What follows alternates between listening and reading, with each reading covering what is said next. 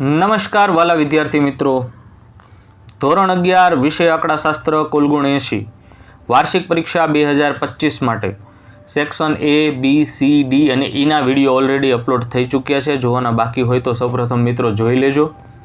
આજે આપણે જોઈશું સેક્શન F, જેમના 15 ગુણ રહેશે, દરેકના 5 ગુણ રહેશે, જેમાં આપણે 47 થી 51 સુધીના પ્રશ્નોમાંથી કોઈ પણ 3 પ્રશ્નના જવાબ લખવાના રહેશે. ગુજરાતની 70 કોમર્સ કોલેજમાં વિદ્યાર્થીઓની સંખ્યાનું આવૃત્તિ વિતરણ નીચે મુજબ છે.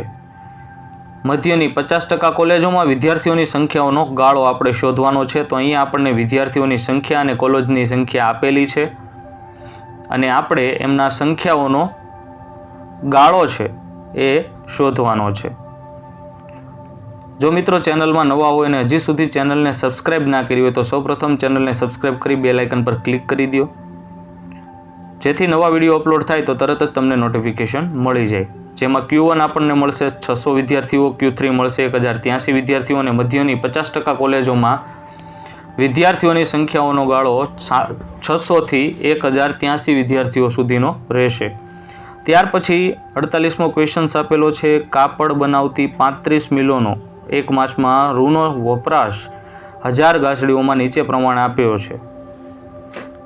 તો મિલોની સંખ્યા અને રૂનો વપરાશ કોષ્ટકમાં આપણને આપેલો છે અને આ માહિતી પરથી આપણે કાર્લ પિયર્સનની પદ્ધતિથી વિષમતા અને વિષમતાંક શોધવાનો છે અને એમનો પ્રકાર જણાવવાનો છે.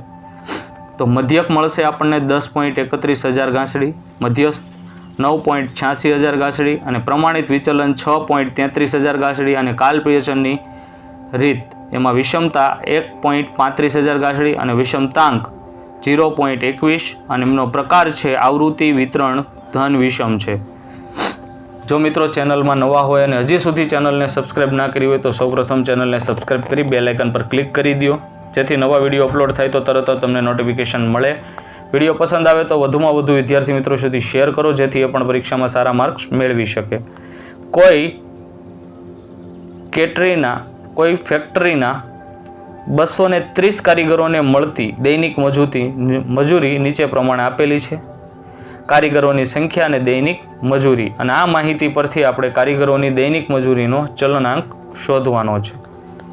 તો મધ્યંક મળશે આપણને ₹404.35, પ્રમાણિત વિચલન મળશે ₹172.60 અને ચલનાંક મળશે આપણને 42.69%. એક ઇલેક્ટ્રોનિક્સ ઉપકરણોની દુકાનમાં ડિસેમ્બર 2015 દરમિયાન વેચાયેલ ટીવીની સંખ્યાનું આવૃત્તિ વિતરણ નીચે મુજબ મળે છે. તે પરથી વેચાયેલા ટીવીની સંખ્યાનો બહુલક આલેખની રીતે તમારે મેળવવાનો છે, જેમાં વેચાયેલા ટીવીની સંખ્યા અને દિવસોની સંખ્યા તમને આપી છે. સપ્રમાણ આવૃત્તિ મળશે 2, 3, 6, 3 અને 2 M0 મળશે આપણને 10 ટીવી. ત્યાર પછી ક્વેશ્ચન્સ આપેલો છે. કાપડનો વ્યવસાય કરતી 35 પેઢીઓની એક નિરપેક્ષ તપાસમાં વર્ષ 2012-13 દરમિયાન તેમણે કરેલા નફાની માહિતી નીચે પ્રમાણે આપેલી છે. તો એના પરથી આપણે Q1, Q3, D8 અને P20 શોધવાના છે. નફો અને પેઢીની સંખ્યા આપણને આપેલી છે.